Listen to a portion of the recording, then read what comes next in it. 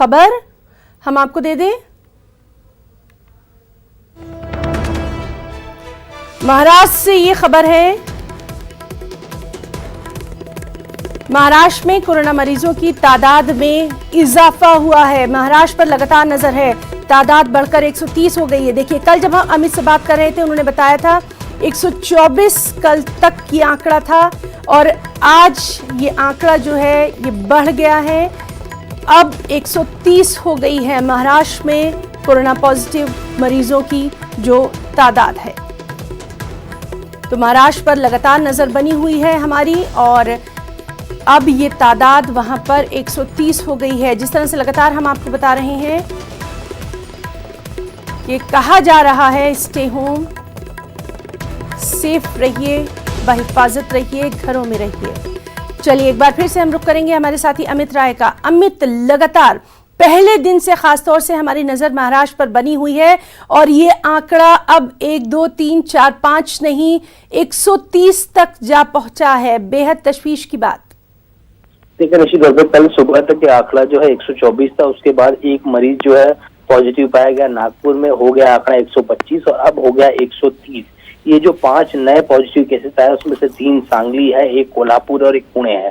देखिए, सरकार लगातार लोगों को जो है अवेयर कर रही है, कई कड़े निर्णय भी ले रही है ताकि लोगों को तकलीफ ना हो। मैं आपको बताऊंगी 2-3 महत्वपूर्ण निर्णय और लिए गए महाराष्ट्र सरकार द्वारा कि लोगों को जो खाद्य सामग्री चाहिए, जो सामान चाहिए, जो एसेंशियल सेवाएं चाहिए, वो घर घर तक पहुंचाने को जो है सरकार ने मंजूरी दे दी है। कल एक बैठक ली गई, उसमें मंजूरी ये दी गई कि घर घर तक जो है ये सामान पहुंचाया जाएगा और इसमें मदद जो है पुलिस वाले करेंगे। और अगर मान लीजिए कि पूरी सोसाइटी जो है लिख के देती कि हमें ये सामान चाहिए, हमें ये सामान चाहिए, उसकी एक लिस्ट तैयार होगी और लिस्ट ले जाके जो है आप नजदीकी जो पुलिस वाला खड़ा रहेगा उसको आप दे सकते हैं। तो जो पुलिस की गाड़ी होगी उस गाड़ी में भर के जो है वो सामान जो है सोसाइटी तक पहुंचाया जा सकता है। इसकी सुविधा सरकार ने दे दी है। दूसरी बड़ी बात है, जिस तरह से हम देख रहे हैं डी मार्ट हो, बिग बाजार हो, रिलायंस हो या फिर दूसरी जो दुकानें हो जहाँ पे खाद्य सामग्री मिलती है, वहाँ पे भीड़ बहुत ज्यादा जो है बढ़ रही है। इसको देखते हुए सरकार बार बार चेता रही कि आप भीड़ न बढ़ाएं। उसको देखते हुए कल एक महत्वपूर्ण निर्णय ये लिया गया कि एसेंशियल सेवाओं की सारी दुकानें, सारी शॉप्स जो है वो 24 घंटे खुले रहेंगी।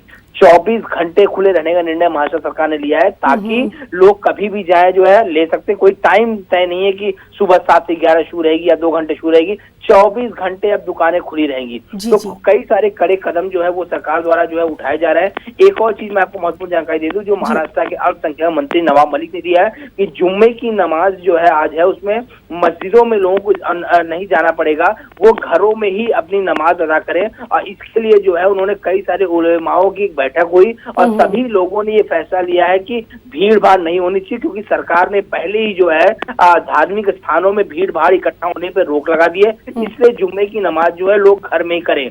इसके अलावा जो है एक और महत्वपूर्ण फैसला ये लिया गया है कि 11,000 जो कैदी हैं, ये गृह मंत्रालय ने फैसला लिया है, जिसको 7 साल तक की सजा हुई है या जिनको ऐसे मामले में सुनवाई हो रही जिसकी सजा 7 साल तक हो सकती है, ऐसे ही कैदियों जो अंडर ट्रायल है और जो कन्विक्ट है, इन 7 साल तक के कैदियों को जो है पेरोल और फरलो पर छोड़ा जाए। यानी उन्हें जो है उनके घर छोड़ा जाए ताकि जेल में जो है किसी भी प्रकार की कोरोना वायरस की दिक्कत जो है इन कैदियों को न हो। इसके लिए 11,000 कैदियों को लेकर महाराष्ट्र के गृह मंत्रालय ने ये फैसला लिया है। तो कई सारी चीजें जो निकल सामने आ रही है, सरकार बार बार आह्वान कर रही है।